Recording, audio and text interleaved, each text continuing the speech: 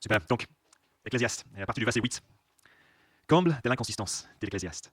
Tout n'est que fumée. L'Ecclésiaste n'a pas seulement été un sage, il a aussi enseigné la connaissance au peuple. Il a examiné, recherché, mis en ordre un grand nombre de proverbes. L'Ecclésiaste était forcé de trouver des paroles agréables, des écrits pleins de droiture et des paroles vraies. Les paroles des sages sont comme des aiguillons, et rassemblées en un recueil, et sont comme des clous plantés, et sont données par un seul berger.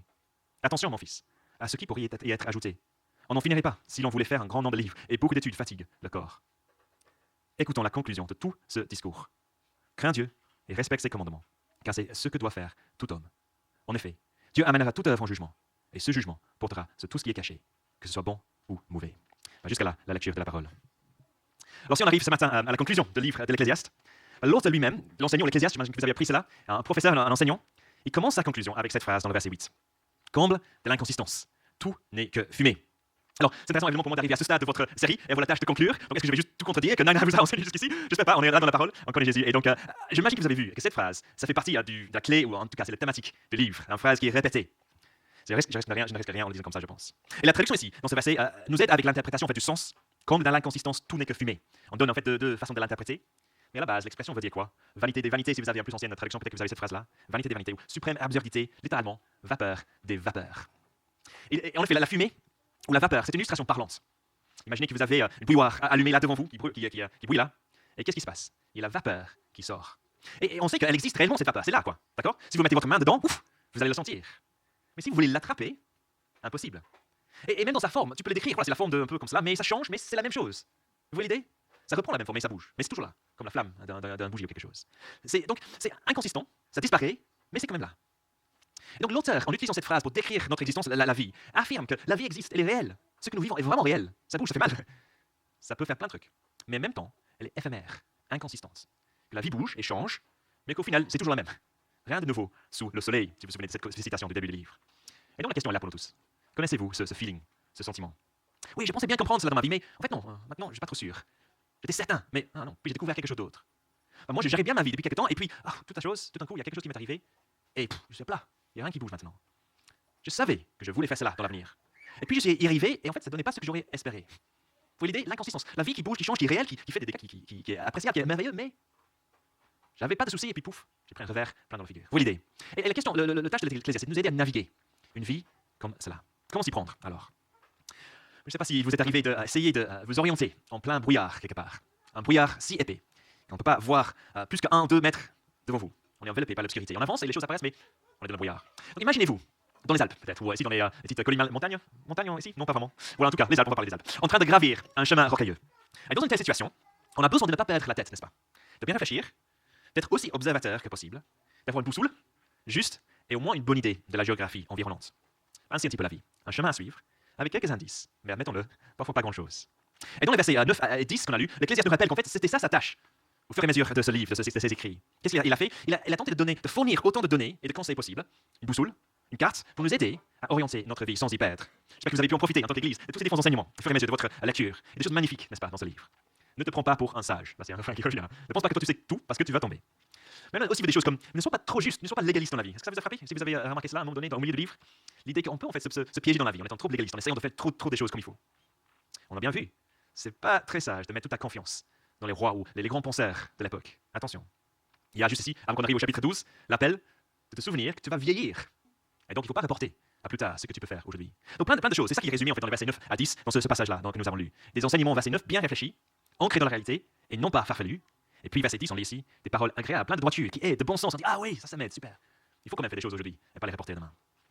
Mais pourtant, aussi utile qu'a été la sagesse de l'Ecclésiaste dans ce livre, il reste de la frustration. Et en fait, c'est précisément là l'un des enseignements, des principes essentiels de ce livre, qui est vraiment merveilleux, je trouve, pour vous et pour moi. Vivre dans ce monde, on nous dit, impliquera forcément la frustration, et il faut l'accepter. Nous devons nous attendre à ne pas comprendre comme on aimerait.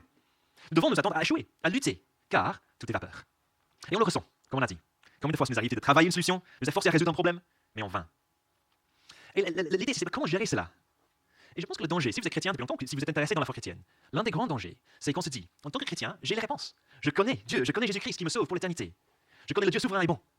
Jésus-Christ est bon pour moi, alors ça va aller, la vie. C'est bon, c'est parti, je peux refaire ma vie et ça va être super. Et du coup, certains enseignent ce genre de choses, que le fait d'être chrétien devrait changer notre expérience de la vie au point de supprimer les frustrations liées à l'impact en fait de la chute dans notre monde, du péché dans notre monde. Alors, il y a une part de vérité dans cela. C'est pour ça qu'on lutte avec cette idée, je pense. Parce que bien sûr, la vie change avec Jésus-Christ. Il y a des choses merveilleuses en le connaissant. Mais l'Ecclésiaste nous invite plutôt à bien réfléchir là-dessus, à être subtil, à comprendre dans l'humilité qu'en fait, on va continuer dans cette vie ici-bas à devoir faire face aux défis, aux chagrins de la vie, chrétien ou pas, et accepter de vivre cela. Et c'est essentiel de comprendre cela. Si vous sortez de tous ces enseignements en Ecclésiaste sans avoir compris ce truc de base, ce serait dommage. Et on peut faire avec cela. Est-ce qu'on doit réessayer d'être un meilleur chrétien pour s'en sortir? Non.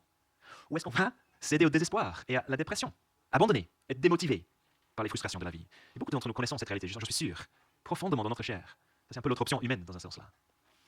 Mais aussi, en fait, quelque chose qui est réel, l'Ecclésiaste nous répond. Donc c'est pas que juste parce qu'on est chrétien qu'on ne va pas lutter. On va certainement expérimenter aussi une vraie dépression dans notre monde. Et donc la question ici, à la fin du livre, c'est comment vivre cela quand les choses sont frustrantes? Comment accepter que c'est normal? Comment vivre la déception? La peine? Quelle est la solution? Et je pense qu'il y a deux grandes choses. On va essayer de voir ceci ensemble, mais c'est la peine en fait d'avoir une vue d'en haut et de faire confiance à celui qui sait tout. Et c'est la première partie, je pense, de ce que l'Ecclésiaste fait ici dans sa conclusion. Il nous invite à avoir une vue d'en haut, ou en tout cas, il nous donne un petit privilège d'apercevoir la vue d'en haut. Le privilège d'apercevoir, juste pour l'instant, la vue d'en haut.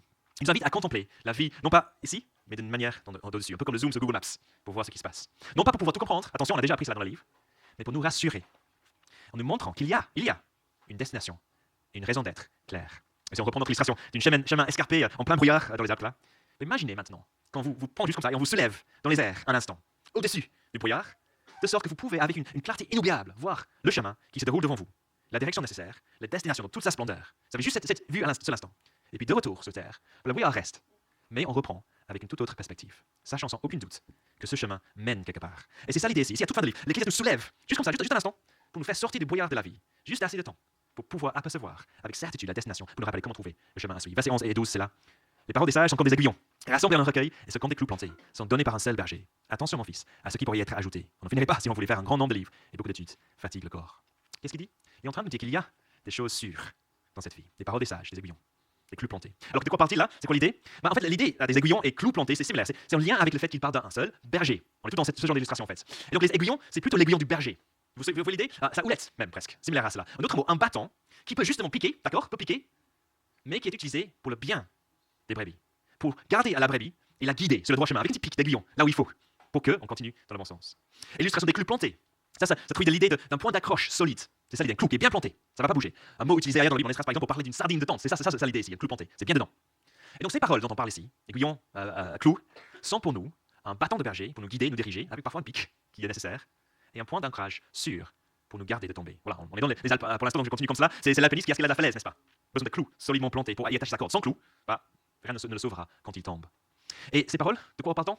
Les paroles qui guident et qui sauvent viennent un seul berger. Celui qui, en fait, on l'a entendu tout au long du livre, est le seul maître de la vie et de l'éternité. S'il fait cette référence-là, il se sous-entend tout à fait l'Ecclésiaste, qu'il parle de Dieu, le Dieu qui parle.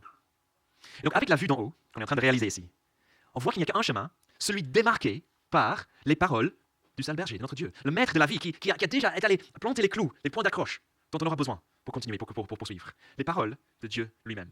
Je trouve ça super bien en fait. C'est dans l'Ecclésiaste. Lorsque l'Ecclésiaste parle, il est en train de dire il y aura un chemin de la vie, et pour toutes et pour tous, où il y aura les paroles bien plantées. À ce stade, déjà, Dieu savait qu'il allait planter le clou majeur, si vous voulez bien, de Jésus, la parole, plus tard, pour que tous puissent le suivre. Et donc, pas étonnant qu'il y a cet avertissement du verset 12. Attention à ceux qui offrent d'autres paroles, d'autres points d'accroche que ceux qui sont déclarés fermement pour toujours par notre Dieu en Jésus-Christ. En effet, on le sait très bien des livres écrits sur comment vivre la vie.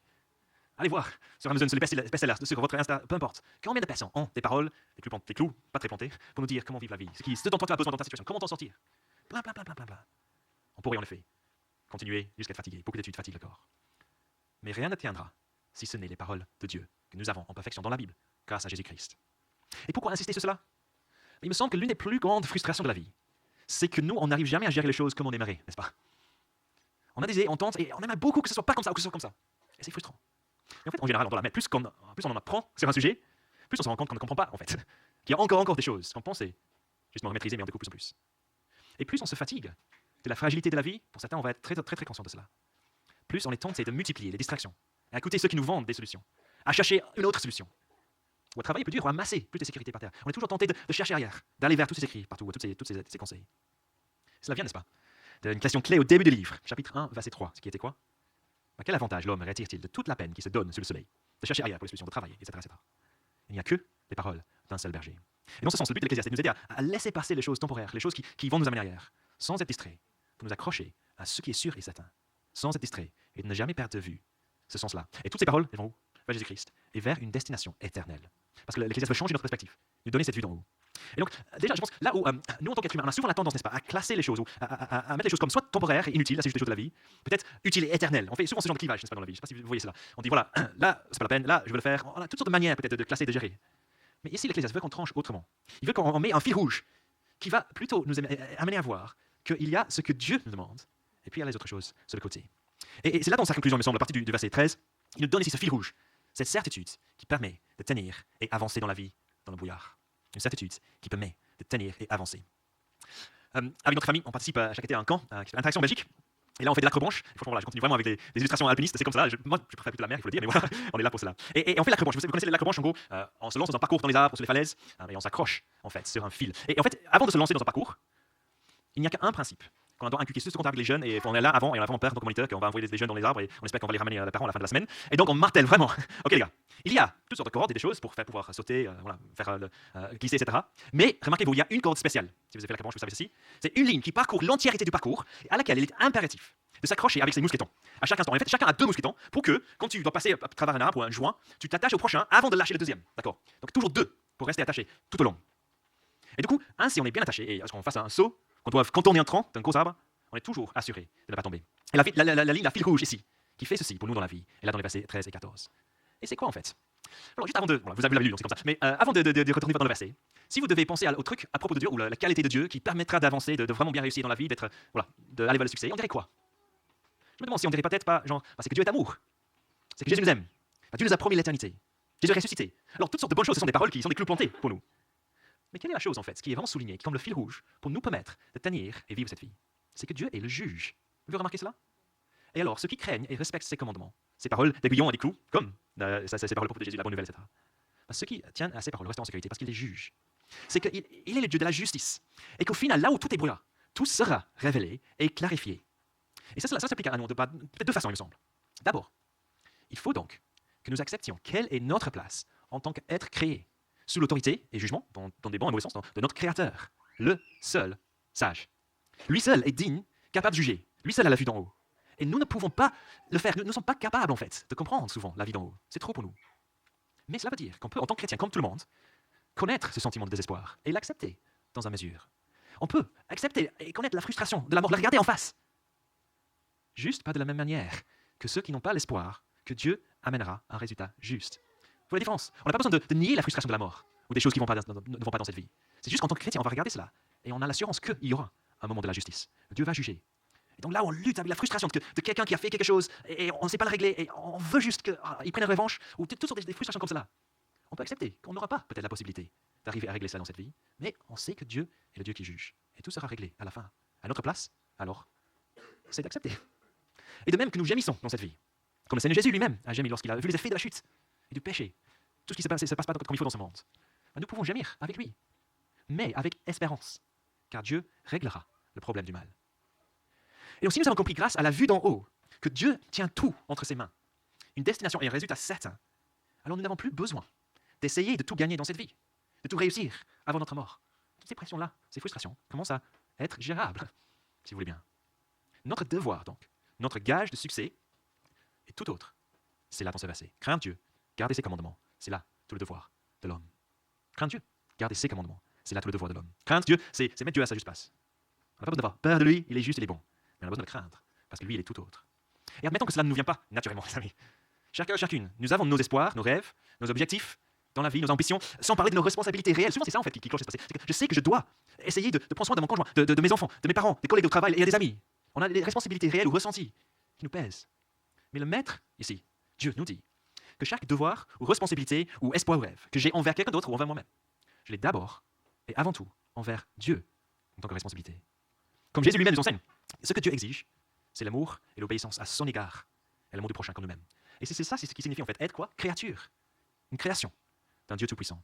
Nous sommes tentés, n'est-ce pas, d'imaginer que cela signifie avoir toutes les réponses et savoir pourquoi nous souffrons. Nous voulons ces choses. Mais en fait, j'ai été créé pour craindre Dieu, non pas pour être Dieu. J'ai été créé pour craindre Dieu, non pas pour être Dieu. C'est une expérience humiliante pour l'être humain qui veut être Dieu de sa propre vie. C'est l'expérience par laquelle on doit passer si on va mettre notre confiance en Jésus. Et c'est la chose qu'on a besoin de garder devant nous. Dieu, mon juge, mon créateur, si on veut avancer dans cette vie. En quoi est-ce le cas pour toi? En quoi, au lieu de faire confiance à Dieu, te tenir à ce qu'il dit, cherches-tu, toi, plutôt à tester ou à douter de cela? On a toujours ce genre de pensée dans nos têtes, n'est-ce pas, à tout moment, dans toute situation. C'est vraiment la peine d'obéir à Dieu en ce qui concerne ma vie sexuelle, plutôt d'envie d'écouter ses promesses du monde, ses enseignements du monde. Suis-je d'accord avec Dieu pour reconnaître que mon cœur est tortueux, que mes émotions sont affectées par le péché, alors qu'on me dit dans le monde qu'il faut suivre mon cœur, mon instinct? Je ne sais pas quelle est la tentation pour toi en ce moment, de t'écarter de ce que Dieu a dit et de l'honorer comme ton Dieu est ton maître, ton juge. Et chaque fois qu'on fait en fait autre chose que de croire Dieu, ces paroles qui nous guident, qui nous font mal parfois, qui nous tiennent, c'est comme si on détachait notre mousqueton pour aller tâtonner dans le brouillard. Risquons la chute catastrophique. Et Dieu nous appelle ici à lui faire confiance. C'est lui qui a la vraie vue d'en haut. C'est lui notre juge. Alors, c'est merveilleux, on peut lui faire confiance en ce qu'il nous demande. Il a notre bien éternel entre ses mains. Et tout ce livre d'Ecclésiaste, j'espère que vous avez apprécié ça, nous sert énormément dans cette tâche, car il martèle cette réalité, du défi que c'est de vivre cette vie de compte d'inconsistance en vue de l'éternité. Mais nous sommes alors prévenus. Continuons vers celui qui gère l'éternité.